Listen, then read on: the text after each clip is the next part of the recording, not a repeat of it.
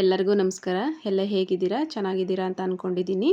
ನಾನು ಭವ್ಯ ಸಂತೋಷ್ ಕುಕಿಂಗ್ ಕನ್ನಡ ಚಾನಲಿಂದ ನಾನು ಮಾಡ್ತಿರೋ ರೆಸಿಪಿ ಬಂದು ಗೀ ರೈಸು ಮತ್ತು ವೆಜಿಟೇಬಲ್ ಆಲೂ ಕುರ್ಮಾ ಸಿಂಪಲ್ಲಾಗಿ ಮಾಡುವಂಥ ರೆಸಿಪಿ ಇದು. ನಾನಿಲ್ಲಿ 1 ಗ್ಲಾಸು ಸೋನಾ ಮಸೂರಿ ತೊಗೊಂಡಿದ್ದೀನಿ, ಹಾಗೆ ಅರ್ಧ ಗ್ಲಾಸು ಬಾಸುಮತಿ ರೈಸ್ ತೊಗೊಂಡಿದ್ದೀನಿ. ಸೊ ಇದ್ರೆ ತೊಗೊಳ್ಳಿ, ಆಪ್ಷನ್ ಅದು. ಇಲ್ಲ ಅಂದರೆ ಸೋನಾ ಮಸೂರಿನೇ ಸೇರಿಸ್ಕೊಳ್ಳಿ, ಓಕೆನಾ.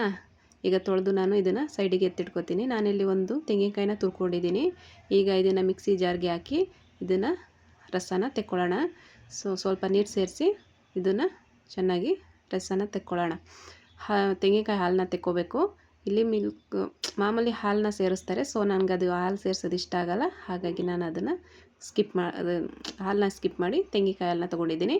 ಇಲ್ಲಿ ನಾನು ಕುಕ್ಕರ್ಗೆ ಸ್ವಲ್ಪ ಎಣ್ಣೆನ 5ರಿಂದ 6 ಟೇಬಲ್ ಸ್ಪೂನು ಎಣ್ಣೆನ ಸೇರಿಸ್ಕೊಂಡು ಇಲ್ಲಿ ಸ್ಪೈಸಸ್ ಎಲ್ಲ ಸೇರಿಸ್ಕೊಂಡಿದ್ದೀನಿ. ಇದು ಫ್ರೈ ಆದಮೇಲೆ ಸ್ಪೈಸಸ್ ಎಲ್ಲ ಎಣ್ಣೆ ಕಾದ್ಮೇಲೆ ಸ್ಪೈಸಸ್ನ ಸೇರಿಸ್ಕೊಳ್ಳಿ. ಇದು ಚೆನ್ನಾಗಿ ಫ್ರೈ ಆದಮೇಲೆ 3 ಹಸಿಮೆಣ್ಸಿಕಾಯಿನ ಉದ್ದುದ್ದಕ್ಕೆ ಕಟ್ ಮಾಡಿ ಇಟ್ಕೊಂಡಿದ್ದೀನಿ, ಅದನ್ನು ಸೇರಿಸ್ತಿದ್ದೀನಿ. ಈಗ ಇದನ್ನು ಚೆನ್ನಾಗಿ ಫ್ರೈ ಮಾಡ್ಕೊಳ್ಳೋಣ. ಚೆನ್ನಾಗಿ ಇದು ಫ್ರೈ ಆಗಬೇಕು. ಈಗ ಇಲ್ಲಿ ನಾನು ಶುಂಠಿ ಬೆಳ್ಳುಳ್ಳಿನ ಸೇರಿಸ್ಕೊತಿದ್ದೀನಿ. ಶುಂಠಿ ಬೆಳ್ಳುಳ್ಳಿ ಪೇಸ್ಟ್ನ ಸೇರಿಸ್ಕೊತಿದ್ದೀನಿ. ಶುಂಠಿ ಬೆಳ್ಳುಳ್ಳಿ ಪೇಸ್ಟು ಅಷ್ಟೇ ಚೆನ್ನಾಗಿ ಫ್ರೈ ಆಗಬೇಕು. ಅಲ್ಲಿವರೆಗೂ ಹಸಿ ವಾಸನೆ ಹೋಗೋ ತನಕ ಶುಂಠಿ ಬೆಳ್ಳುಳ್ಳಿನ ಪೇಸ್ಟ್ನ ಚೆನ್ನಾಗಿ ಎಣ್ಣೆಯಲ್ಲಿ ಫ್ರೈ ಮಾಡ್ಕೋಬೇಕು. ನಾನಿಲ್ಲಿ 1 ಕಪ್ಪು ಬಟಾಣಿನ ಸೇರಿಸ್ಕೊಂಡಿದ್ದೀನಿ. ರಾತ್ರಿನೇ ನೆನೆಸಿಟ್ಕೊಂಡಿದ್ದಂಥ ಬಟಾಣಿದು. ಸೊ ಹಸಿ ಬಟಾಣಿ ಇದ್ದರೆ ನೀವು ಹಸಿ ಬಟಾಣಿನೂ ಸೇರಿಸ್ಕೋಬೋದು. ಸೊ ನಾನಿಲ್ಲಿ ಹಸಿ ಬಟಾಣಿ ಇರಲಿಲ್ಲ, ಹಾಗಾಗಿ ನಾನಿಲ್ಲಿ ರಾತ್ರಿನೇ ನೆನೆಸಿಟ್ಕೊಂಡಿದ್ದಂಥ ಬಟಾಣಿನ ಸೇರಿಸ್ಕೊಂಡಿದ್ದೀನಿ. ಇವಾಗ ನಾನಿಲ್ಲಿ ತೆಂಗಿನಕಾಯಿ ಹಾಲನ್ನ ಸೇರಿಸ್ಕೊತಿದ್ದೀನಿ. ನಾನಿಲ್ಲಿ 1.5 ಗ್ಲಾಸ್ ಅಕ್ಕಿಗೆ 3 ಗ್ಲಾಸು ತೆಂಗಿನಕಾಯಿ ಹಾಲನ್ನ ಸೇರಿಸ್ಕೊಂಡಿದ್ದೀನಿ. ಇದು ಚೆನ್ನಾಗಿ ಕುದೀಲಿ. ಈಗ ನೋಡಿ ಕುದೀತಿದೆ. ಈಗ ಇದಕ್ಕೆ ನಾವು ನೆನೆಸಿಟ್ಟಂಥ ತೊಳೆದಿಟ್ಕೊಂಡಂಥ ಅಕ್ಕಿನ ಸೇರಿಸ್ಕೊಳ್ಳೋಣ. ನೋಡಿ ಅಕ್ಕಿನ ಸೇರಿಸ್ಕೊಂಡು ಇದು ಇನ್ನೊಂದು ಸಲ ಕುದಿ ಬರೋವರೆಗೂ ವೆಯ್ಟ್ ಮಾಡೋಣ. ಸೊ ನೋಡಿ ಈ ಥರ ಒಂದು ಸಲ ಮಿಕ್ಸ್ ಮಾಡಿ ಇದು ಸ್ವಲ್ಪ ಕುದೀಲಿ. ಇವಾಗ ಇದಕ್ಕೆ ನೋಡಿ ಚೆನ್ನಾಗಿ ಒಂದು ಸಲ ಮಿಕ್ಸ್ ಮಾಡ್ಕೋಬೇಕು. ಇದನ್ನು ಮಿಕ್ಸ್ ಮಾಡಾದಮೇಲೆ ಇದಕ್ಕೆ ಉಪ್ಪನ್ನ ಸೇರಿಸ್ಕೊಂಡು ಇದನ್ನ 1 ವಿಸಿಲು ಕೂಗಿಸ್ಕೊಳ್ಳೋಣ. ಇವಾಗ ಕುರ್ಮಾಗೆ ರೆಡಿ ಮಾಡ್ಕೊಳ್ಳೋಣ. ನಾನಿಲ್ಲಿ 3 ಹುಳಿ ಟೊಮೊಟೊ ತೊಗೊಂಡಿದ್ದೀನಿ. ಈಗ ಇದನ್ನು ರುಬ್ಕೊಳ್ಳೋಣ, ಸಣ್ಣಕ್ಕೆ ಪೇಸ್ಟ್ ಮಾಡ್ಕೊಳ್ಳೋಣ. ನೋಡಿ ಇಲ್ಲಿ ನಾನು ಒಂದು ಪಾತ್ರೆಗೆ ಎಣ್ಣೆ ಹಾಕ್ಕೊಂಡಿದ್ದೀನಿ. ಎಣ್ಣೆ ಕಾದ್ಮೇಲೆ ಈರುಳ್ಳಿನ ಸೇರಿಸ್ಕೊತಿದ್ದೀನಿ. ಈರುಳ್ಳಿ ಸ್ವಲ್ಪ ಫ್ರೈ ಆಗಬೇಕು. ನೋಡಿ ಈ ಥರ ಈರುಳ್ಳಿನ ಸೇರಿಕೊಂಡು ಚೆನ್ನಾಗಿ ಮಿಕ್ಸ್ ಮಾಡ್ಕೊಳ್ಳೋಣ. ಈರುಳ್ಳಿ ಸ್ವಲ್ಪ ಕಂದು ಬಣ್ಣ ಬರೋವರೆಗೂ ಈರುಳ್ಳಿನ ಹುರ್ಕೋಬೇಕು, ಓಕೆನಾ. ಈಗ ಈರುಳ್ಳಿ ನೋಡಿ ಸ್ವಲ್ಪ ಫ್ರೈ ಆಗಿದೆ. ಈಗ ನಾನು ಅದಕ್ಕೆ 2 ಹಸಿಮೆಣ್ಸಿಕಾಯಿನ ಸೇರಿಸ್ಕೊಂಡಿದ್ದೀನಿ. ನೋಡಿ ಹಸಿಮೆಣ್ಸಿಕಾಯಿ ಸ್ವಲ್ಪ ಫ್ರೈ ಆದಮೇಲೆ ಇದಕ್ಕೆ ಶುಂಠಿ ಬೆಳ್ಳುಳ್ಳಿ ಪೇಸ್ಟ್ನ ಸೇರಿಸ್ಕೋಬೇಕು. ನಾನಿಲ್ಲಿ ಶುಂಠಿ ಬೆಳ್ಳುಳ್ಳಿ ಪೇಸ್ಟ್ನ ಸ್ವಲ್ಪ ಒಂದು ಅರ್ಧ ಸ್ಪೂನಷ್ಟು ಶುಂಠಿ ಬೆಳ್ಳುಳ್ಳಿ ಪೇಸ್ಟ್ನ ಸೇರಿಸ್ಕೊಂಡು ಚೆನ್ನಾಗಿ ಫ್ರೈ ಮಾಡ್ಕೊಂಡಿದ್ದೀನಿ.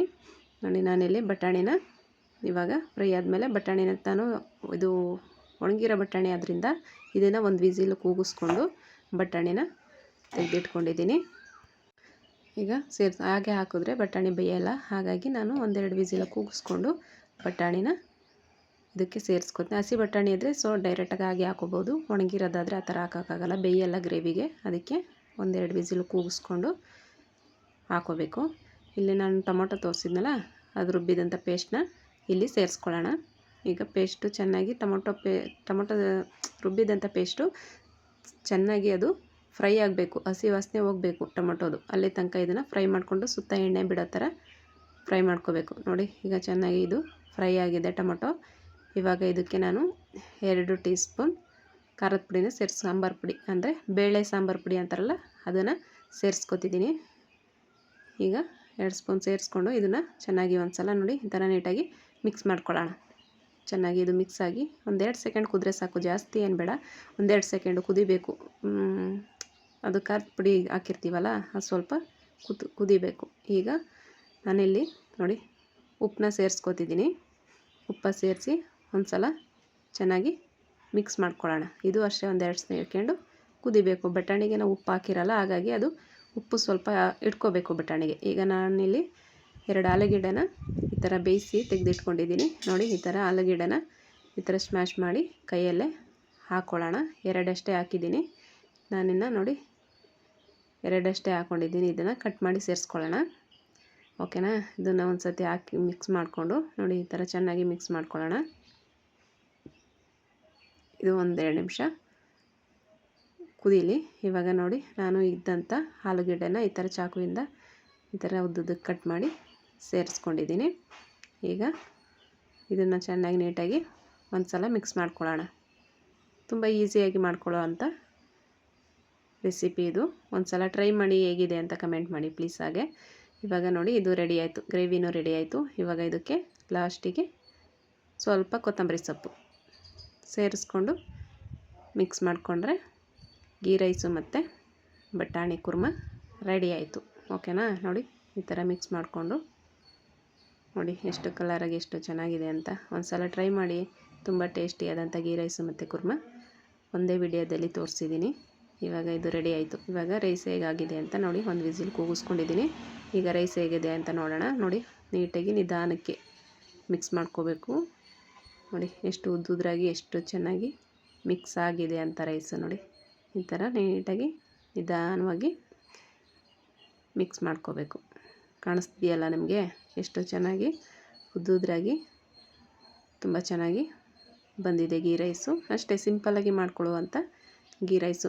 ಬರಲ್ಲಪ್ಪ, ಅಯ್ಯೋ ಅದು ಯಾರು ಮಾಡ್ತಾರಪ್ಪ ಅನ್ನೋರು ಈ ವಿಡಿಯೋನ ನೋಡಿ ಒಂದು ಸಲ ಸಿಂಪಲ್ಲಾಗಿ ಮಾಡ್ಕೋಬೋದಂಥ ರೆಸಿಪಿ ಇದು. ನನ್ನ ವಿಡಿಯೋ ಇಷ್ಟ ಆದರೆ ಲೈಕ್ ಮಾಡಿ, ಹಾಗೆ ಶೇರ್ ಮಾಡಿ.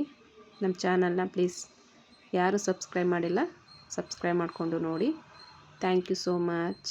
ಇಷ್ಟೊತ್ತು ನನ್ನ ವಿಡಿಯೋ ವಾಚ್ ಮಾಡಿದವ್ರಿಗೆಲ್ಲ ಹೃದಯಪೂರ್ವಕ ಧನ್ಯವಾದಗಳು. Thank you so much.